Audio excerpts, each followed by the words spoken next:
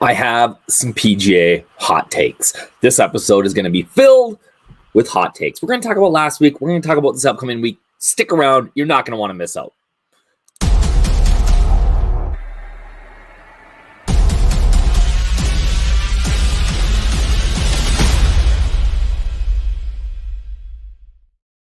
What up, everybody? It's your boy DFS Up North from DFS Army. We are here with another Dead by Noon podcast, the only podcast where I tell you the players that can help you have your DFS lineups dead by noon on Thursday.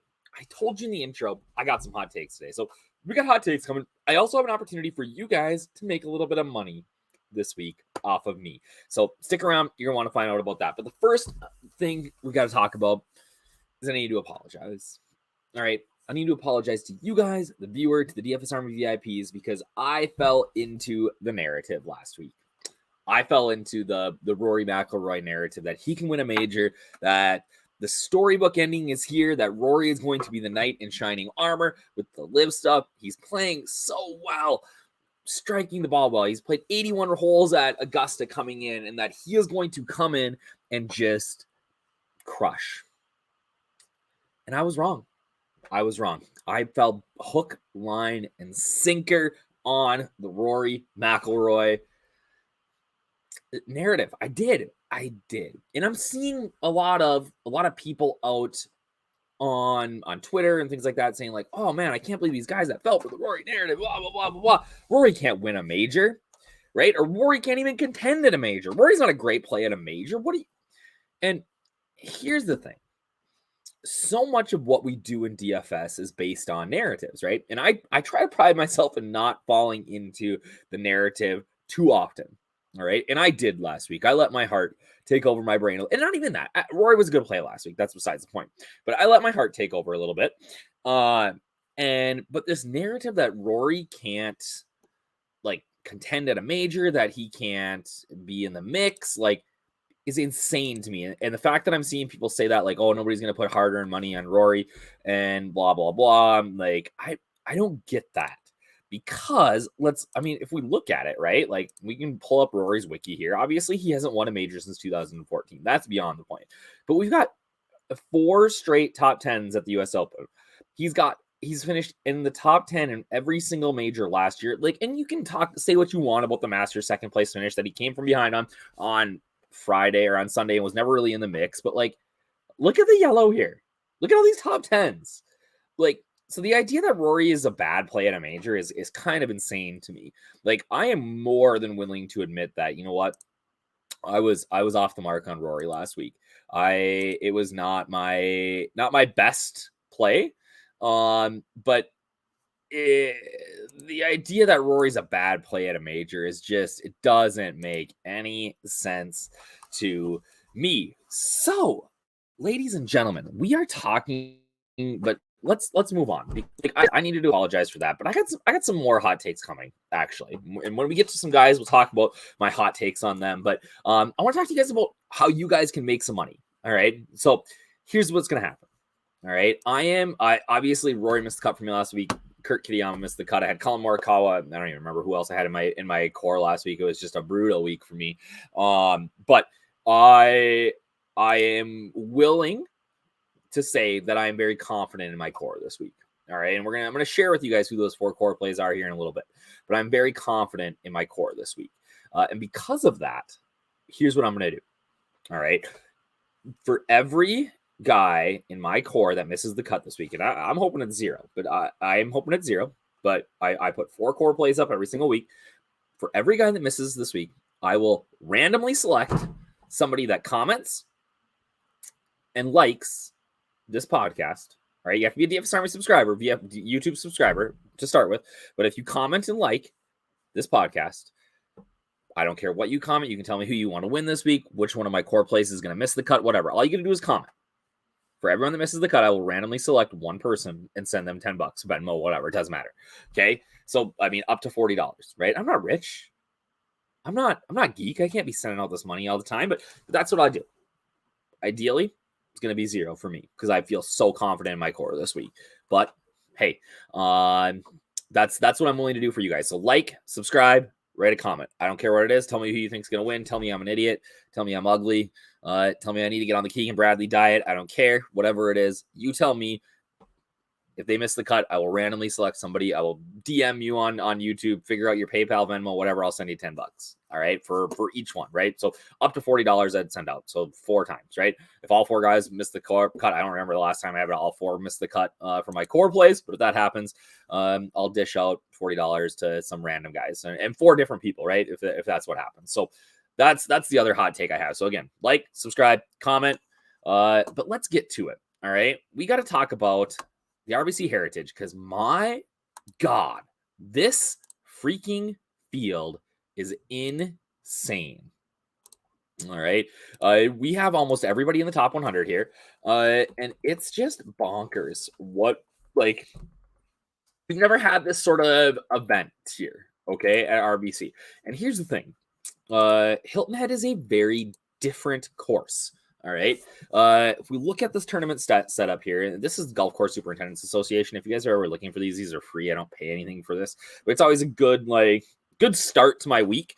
All right. But Harbour Town Golf Links is a Pete Dye design, 1969. Built this with Jack Nicklaus, and they freaking hated it when they started. Not as much as they hated the Players Course, TPC Sawgrass, but they hated this course off the bat. All right. Which is actually kind of common for Pete Dye. I'm a little bit of a Pete Dye nerd.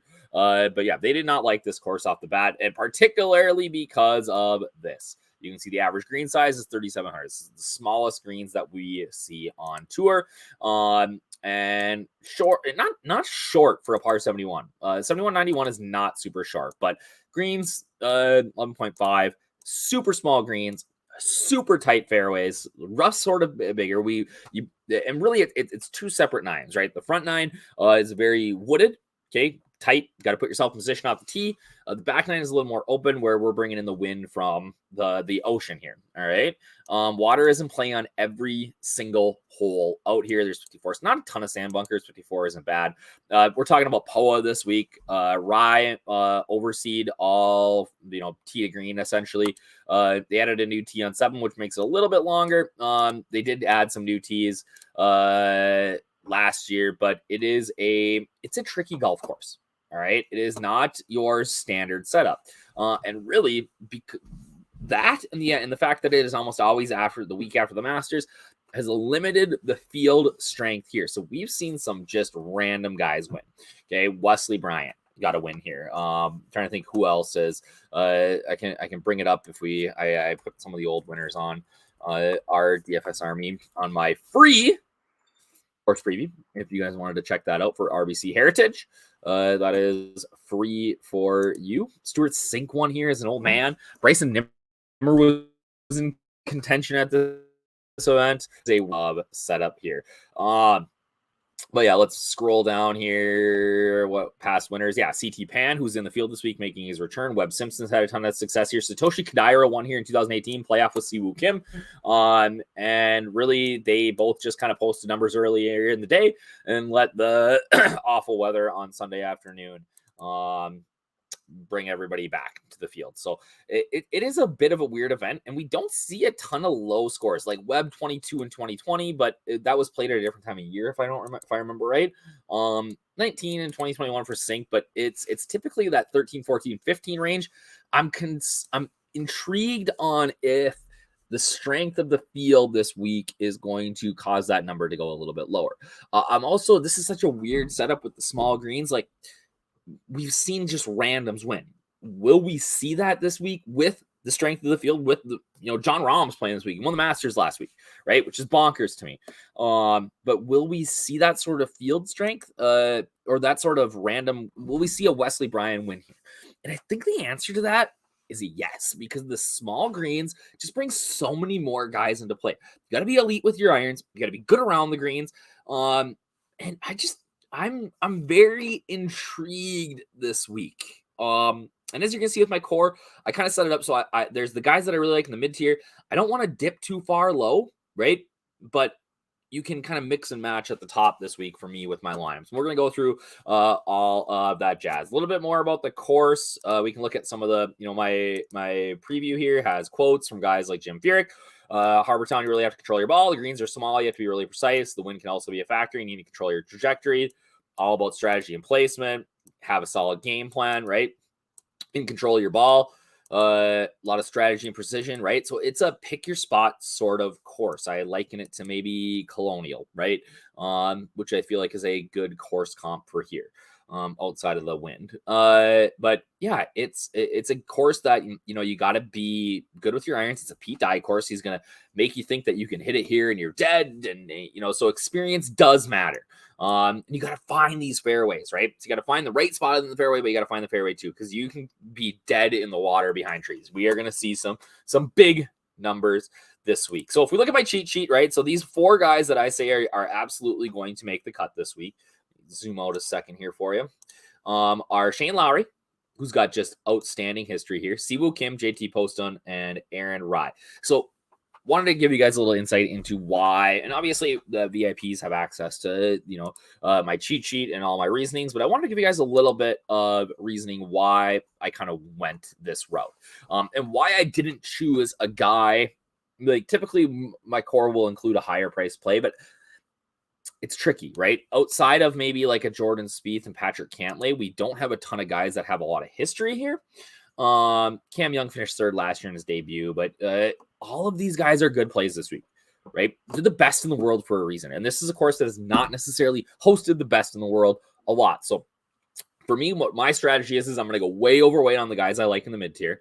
And then I'm going to mix and match at the top, because really with my core, you can afford about 9,500, right? So you can kind of go Cam Young, Tony Finau here, or you can go all the way up to John Rahm or Scotty Scheffler or any of these guys. So I really do. I'm not taking a stand on a high owned guy outside of maybe. I'm going to be exponentially over the field on Justin Thomas. Okay. He is like got the bad side of a draw. He played poorly on Sunday morning, came back out, made 6 bogeys on the front 9, on the back 9, missed the cut, right? Or Saturday morning, whatever day we finished up here. Yeah, Saturday morning, sorry. But I will be way over the field on the guy who actually played pretty good for the week and just had a bad 9. And now is 8,900, super cheap. Like, I think he is a really strong value here. But let's get back to it. My core plays. All right. So Shane Lowry obviously played really well at Augusta last week. He's got 16th at the Masters, 35th at the Players. He's got a 5th in there at the Honda, which is I would say a comp course here. And then you look at his history here. He's 3rd, 9th, miscut, 3rd. All right. Last 4 times out. So what does Lowry do well that makes him successful here, right? When we look, we can see that he kind of just does everything pretty well, right? He around the green is good. Putting's not good. Here's the thing. Smaller greens, better for bad putters. All right. Bad putters don't need to putt well on small greens. Okay. Because if you're hitting the green, you got a good look at birdie. All right. So that is what Lowry does well. Also, this number right here is really important to me. His recent double bogey or worse percentage, like the guy is not making big numbers. So really high on Lowry this week. So he's my first core play guy that I think is absolutely going to make the cut, and I think he's going to contend. All right. My next core play as we drop down here, it could be Matt Kuchar, right? Kuchar's an elite value. I think he's a cash lock this week. You just have to play him. But because he's going to be fairly high owned, for me, my pivot is going to be my boy Siwoo Kim. All right. So was runner up here back in 18. Since then, okay, he's been all right this year. But he's sort of just like obviously won. But he's been just kind of knocking on the door lately. Nothing good, nothing bad. But he makes cuts.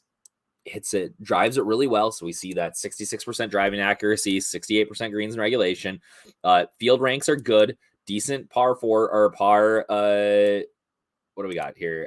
Decent in elite fields, decent in par 71s. But you look here, right? The approach numbers, great. Iron around the greens, good, right? Putter, terrible. Okay. Which is understandable. Okay. Been a lot more consistent since he's switched to the long putter. All right. And if we were to look at his strokes gain numbers here, hold on, my computer's going crazy. Where's my mouse? What is going on here? We're having a battle. All right, there we go. I think I figured it out.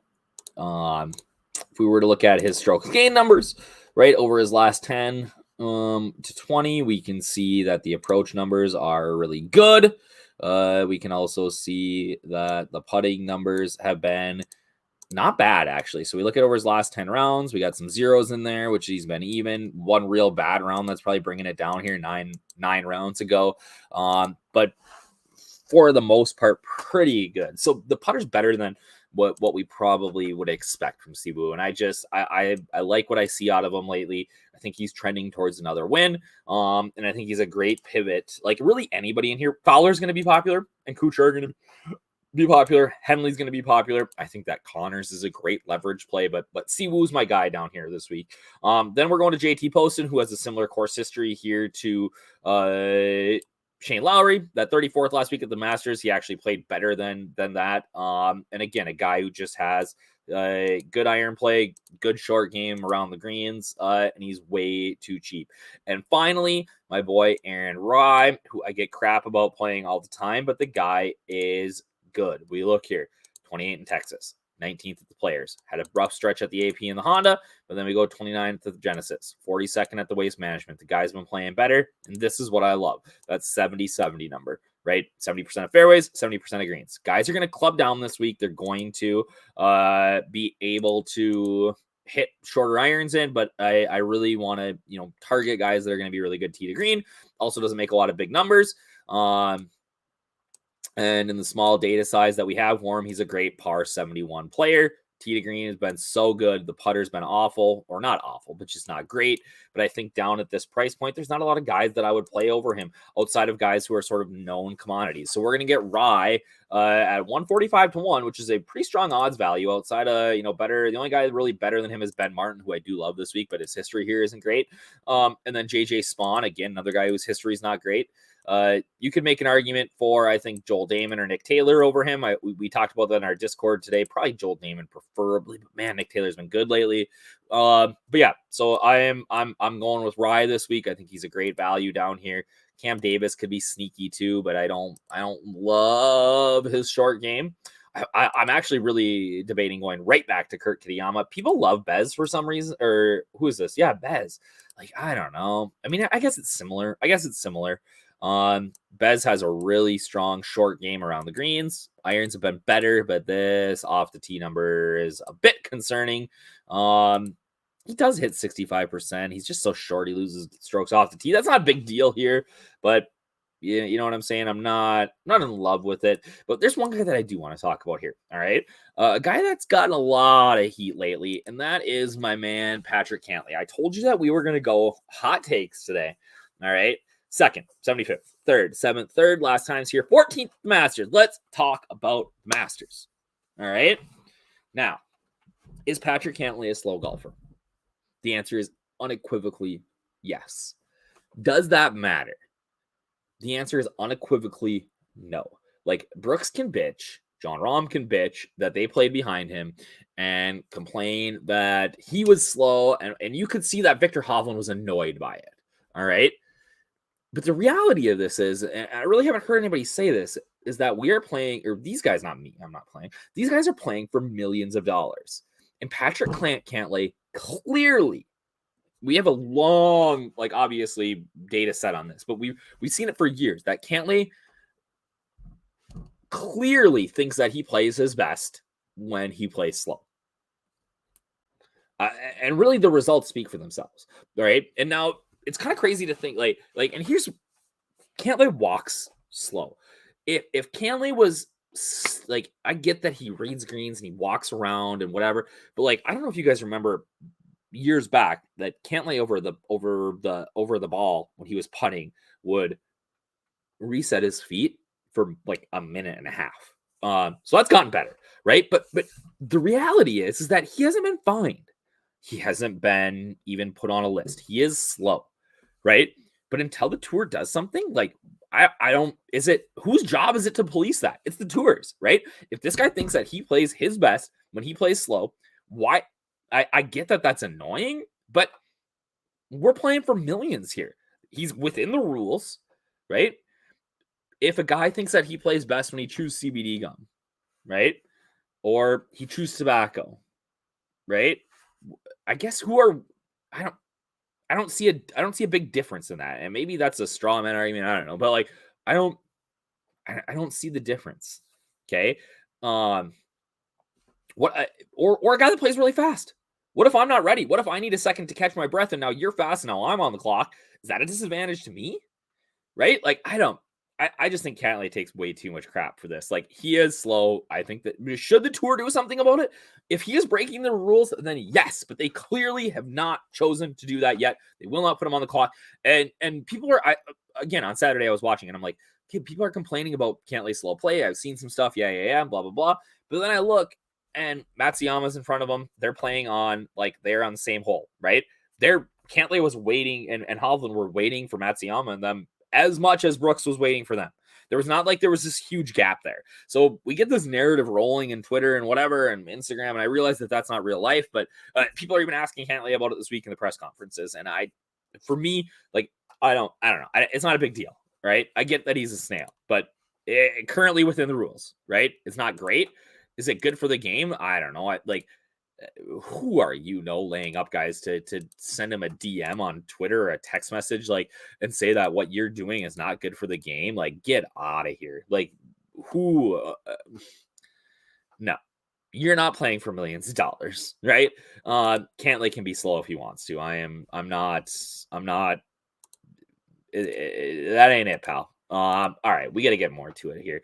All right, so cheat sheet, right? I talked about the guys that I love this week. Again, kind of how I use this, but here's what I wanted to go over. All right, so people sometimes ask, or they talk about using the optimizer for single entry lineups, right? Or cash, and it's honestly, it's not the worst idea in the world to just hit optimize. It's going to tell me I have to or whatever 2 people, but it's not the worst idea in the world because it's going to give you what it projects as the highest scoring lineup. So if I just put a on Shane Lowry, which just adjusts his projection a touch, right? And who else? Kuchar, right? I'm going to get 100% of all of them. And I run optimal mode for 3 lineups. It's going to give me a solid cash lineup, right? Based on projections. Okay. So Finau, Sungjae, Lowry, Hatton, Connors, Kuchar. Just a classic sort of mid-tier build, balanced build. All right. Lineup 2 is Cantlay, Sungjae, Lowry. Man, we love Hatton in the projections this week. I'm gonna have to knock him down. I'm not, and watch, I'm going to watch, Hatton will win this week, and I would have just said that on here. People looking old, freezing cold takes this. But Griffin, Damon, I do like that. Okay. We love Sungjae. Let's just go exposure max 60%. Okay. That gives me everybody, and let's just bump this to 6 lineups. All right. Optimal mode again. Okay. And let's just see what it gives me. All right, it's still I'm ordering by fantasy points. Let's sort by total projected ownership. Oh, we don't have ownership in yet, so it's not going to matter. But Finau, Sungjae, Lowry, Kuchar, right? Kuchar, Damon, Hatton, Lowry, Cantlay. Cantlay, Sungjae, Lowry, Hatton, Kuchar. When am I going to get no Hatton lineup? Oh, I don't mind this. Scheffler, Fitz, Connors, Henley, Siwoo, Poston. If you don't like Henley, right? You could go Kuchar here. But these are going to be likely your Chalkerton lineups. Let's say, what if I just bumped Henley back in? And now, can I get anybody way up there? No.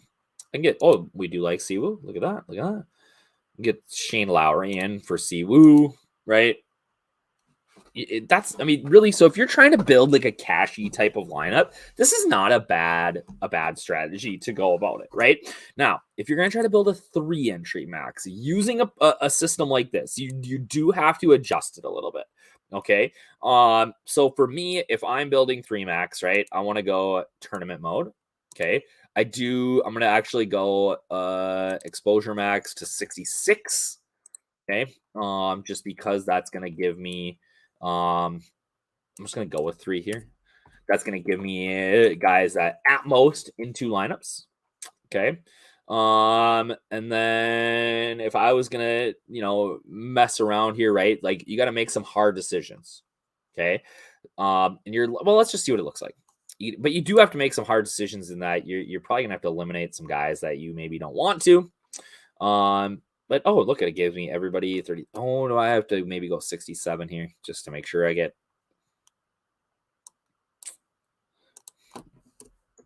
go 67 max. Will it give me anybody in 2? Let's see. Yep, there we go. I was off on my math there. Okay.